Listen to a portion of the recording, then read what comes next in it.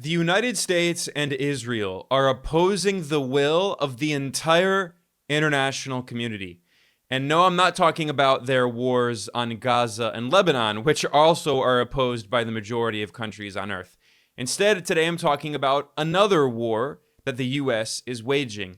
It's economic war against Cuba. For more than 60 years, Washington has imposed an illegal blockade on Cuba. And this is much bigger than just trade restrictions. It's not just that Cuba cannot trade with the U.S., it's that the U.S. has cut Cuba out of the U.S.-dominated international financial system, disconnecting Cuban banks from the international financial messaging network, preventing Cuba from getting access to foreign currency that it needs to pay for imports of things like energy and food.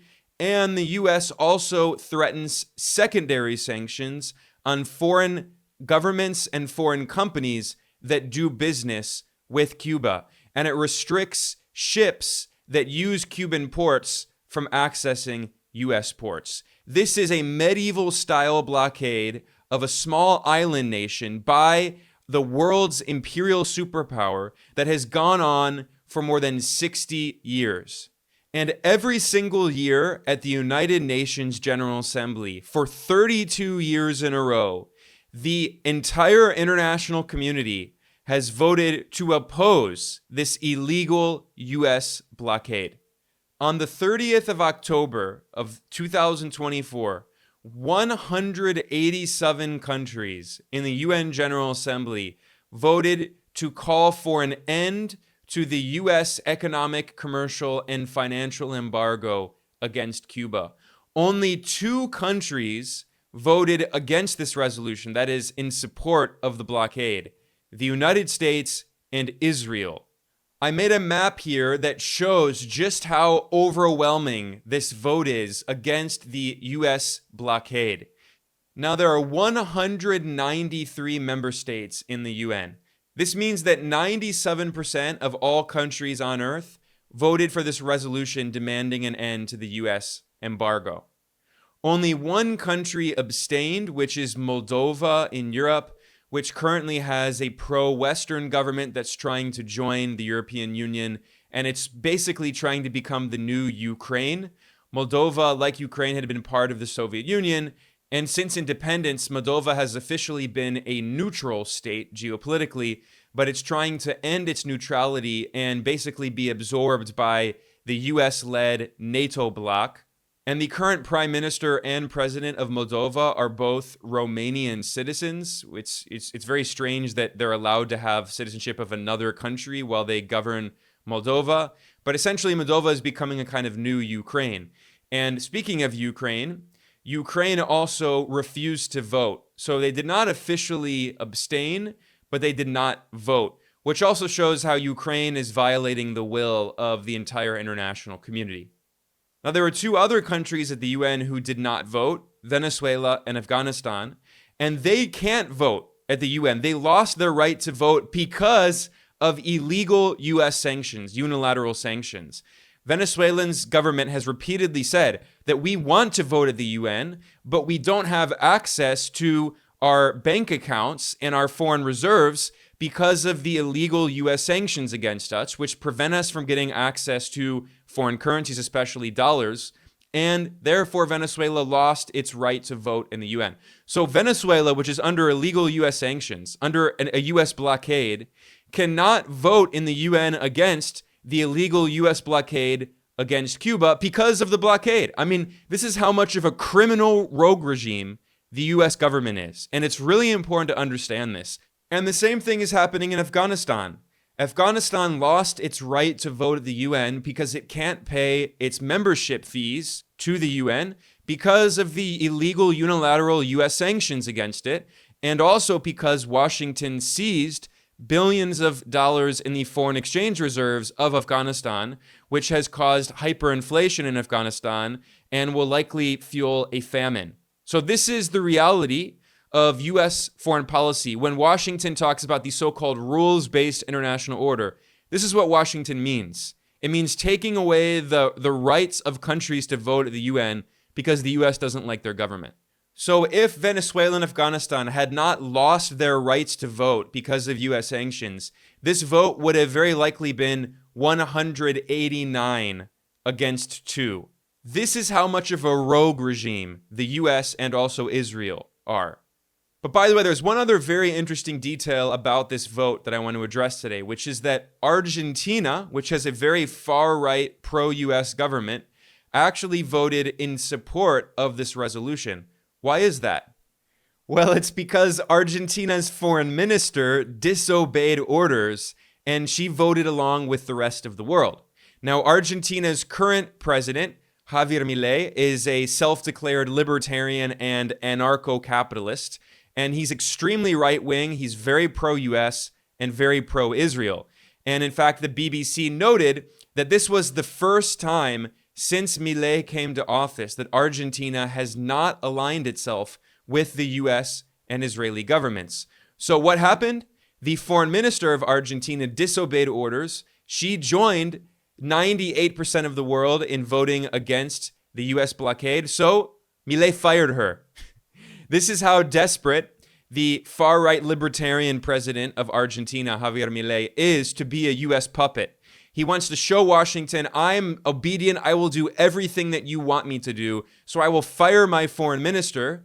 And to replace the foreign minister, he selected Argentina's ambassador to the US in Washington, another US puppet, in order to run Argentina's foreign policy. So this is what actually existing libertarianism looks like. It means selling off your country to US corporations, selling off your natural resources to billionaire oligarchs like Elon Musk, who has been in Argentina to try to get access to Argentina's lithium. And it means allowing your foreign policy to be run by the US. So Argentina has basically become a US colony under libertarian President Milei. But to visualize just how much of a rogue regime the United States is, let's look at some of the other votes in the UN General Assembly in past years on the same resolution. In 2023, there was another vote, and once again, it was 187 versus 2. And last year, it was actually Ukraine that abstained. And Moldova did not vote. So clearly, the governments of Ukraine and Moldova are basically, NATO puppet regimes, and they're desperately trying to join NATO and volunteering themselves to be proxies that want to fight Russia on behalf of the US-led West. In 2022, the vote was once again the US and Israel versus the world. One big difference in 2022 was that at that time, Brazil was governed by the far-right US puppet leader Jair Bolsonaro, and he had abstained along with the Ukrainian puppet regime. So we see that there are these governments like Javier Milei in Argentina, Jair Bolsonaro in Brazil, or the puppet regime in Ukraine that obediently do what the US wants. And in 2022, Moldova once again did not vote, but 185 countries in 2022 voted to end the US blockade against Cuba. So we can see that the US is a rogue regime that doesn't care one iota about international law. Now, why is the US so desperate to try to crush Cuba? Well, the answer is obvious, because Cuba has an independent anti-imperialist socialist government that led a revolution against a US puppet. Now, we need to go back to 1898 to understand that Cuba essentially was a US colony. In the Spanish-American War in 1898, the US took over several Spanish colonies, including the Philippines, Puerto Rico, which remains a US colony to today, and Cuba. And the US installed a puppet regime in Cuba. And Cuba was basically governed by the United States until the 1950s. And what happened? A revolutionary movement led by Fidel Castro and Ernesto Che Guevara, overthrew the US-backed right-wing puppet dictatorship Fulgencio Batista, who had basically governed Cuba on behalf of the mafia. This was famously illustrated in Godfather Part 2 when the mafia carves up a cake that's shaped like Cuba, which symbolically shows how the US government and organized crime and big corporations governed Cuba like a colony. And in 1959, the Cuban people rose up and overthrew this US puppet dictatorship and had a socialist revolution. Initially, Fidel Castro was not even allied with the Soviet Union. He did not even declare himself a communist, a Marxist-Leninist. It was later, because of the US attack on Cuba, the sanctions against Cuba, the blockade, and the US invasion of Cuba, the failed invasion in the attack in the Bay of Pigs. And in response to these US neo-colonial attacks, Cuba allied with the Soviet Union. And from day one, the US sanctions and blockade against Cuba have been aimed at not only trying to overthrow the Cuban government, but trying to cause hunger and desperation and economic crisis. This was admitted in a US State Department cable from 1960, which you can find on the official website of the State Department's Office of the Historian. In this 1960 cable, the US State Department admitted that, quote, the majority of Cubans support Castro. He had the support of the majority of the population. They admit, quote, there is no effective political opposition, end quote. And then they concluded that, quote, the only foreseeable means of alienating internal support is through disenchantment and disaffection based on economic dissatisfaction and hardship, end quote. So what was their conclusion? That they need to crush the economy of Cuba and starve the Cuban people, which is the definition of collective punishment, to try to overthrow the revolutionary leftist government in La Habana. So this is what the State Department said, quote, every possible means should be undertaken promptly to weaken the economic life of Cuba, end quote. And they said that we should use sanctions and economic war in order to, quote, make the greatest inroads in denying money and supplies to Cuba, to decrease monetary and real wages, to bring about hunger, desperation, and overthrow of government. That is the stated policy of the US government, quote, to bring about hunger, desperation, and overthrow of government, end quote. That's the goal. It's not only to punish the Cuban government, it's to punish the Cuban people, to starve them, to deny them energy. And we've seen this recently. This October, there was a horrific blackout in Cuba that hit almost everyone. They lost power for a few days. And this is because the US blockade is suffocating Cuba. Because Cuba has been disconnected from the US-controlled international financial system. It is almost impossible to pay for imports because the US dollar is the global reserve currency. And when the global financial system was designed at the Bretton Woods Conference in 1944, it was the US that was basically put in charge. It was the US that designed it, with its currency at the heart, with the US given veto in the International Monetary Fund and in the World Bank. With the US controls, basically, the interbank messaging system, which is the SWIFT network. Cuba has no access to any of these institutions.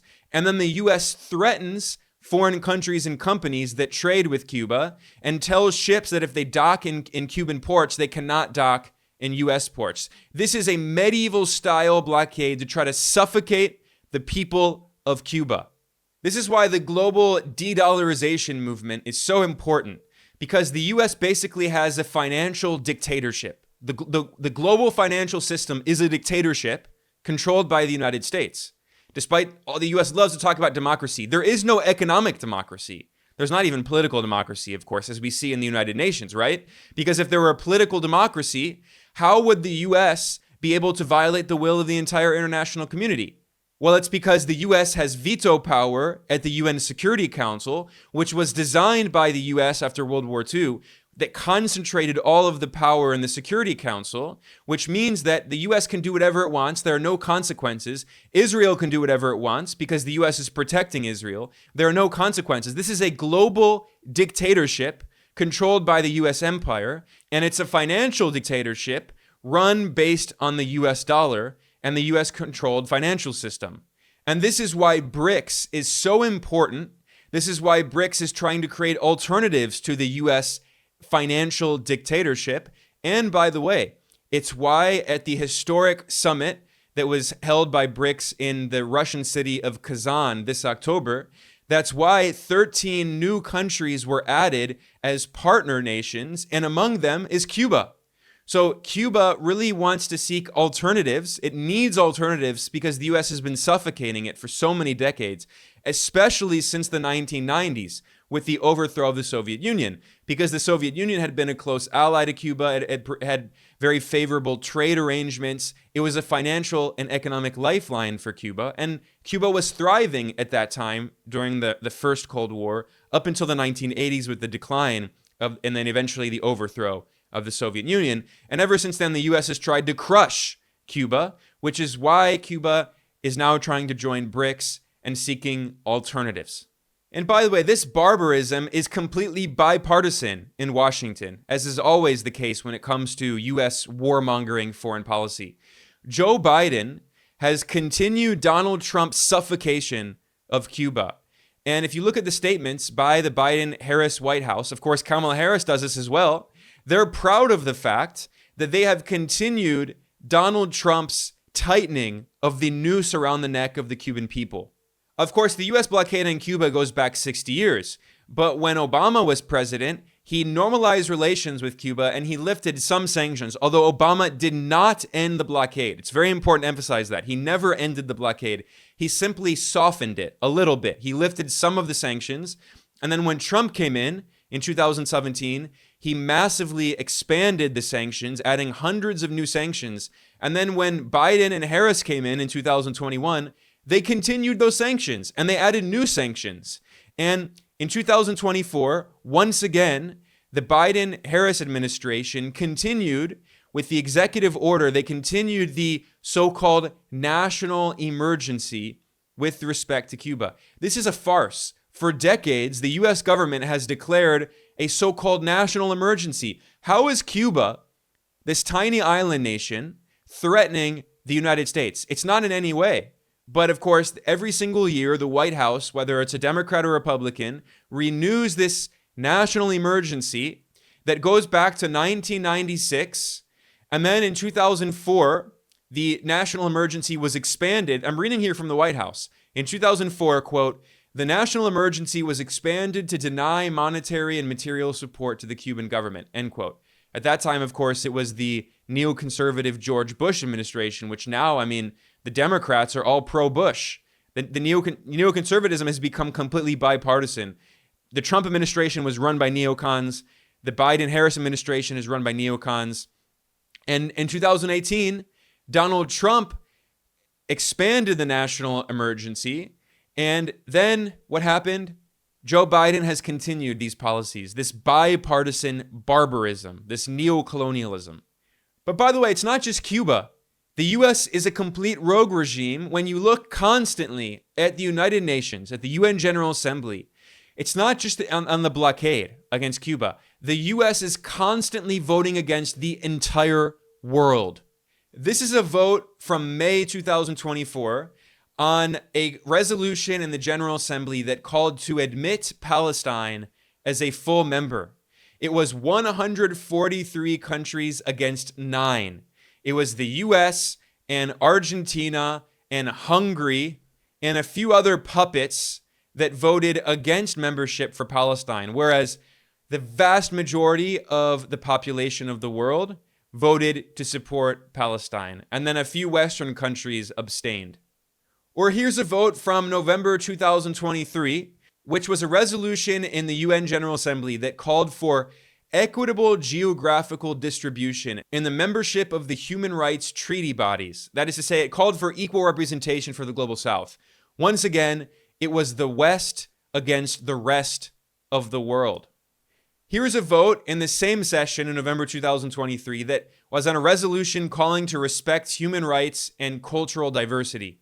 Once again, the West against the rest of the world.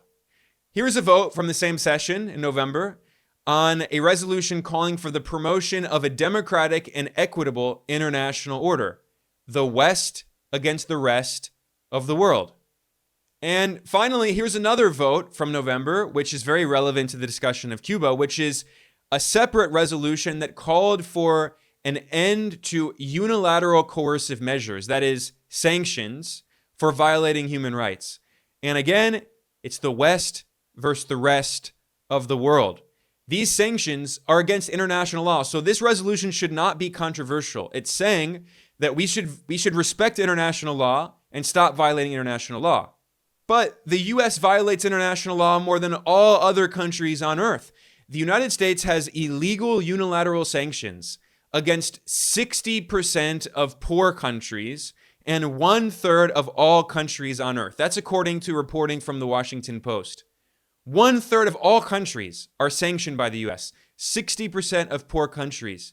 These sanctions violate international law, but there are no consequences for Washington because the US has veto power in the UN Security Council, which is the only body in the UN that actually has teeth.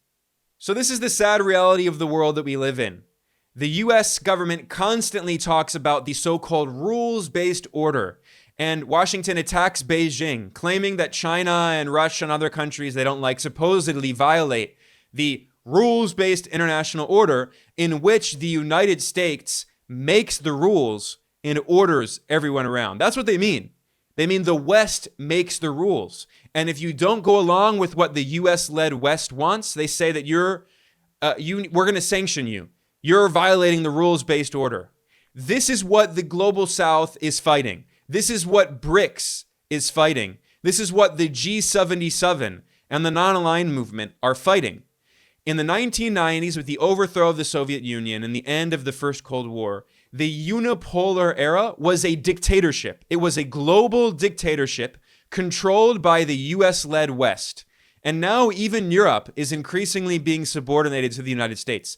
This is what the US is waging a new Cold War over. The US global dictatorship is trying to destroy any country that poses a threat to its global dominance, to the dominance of US corporations. The US wants its corporations to colonize the entire world.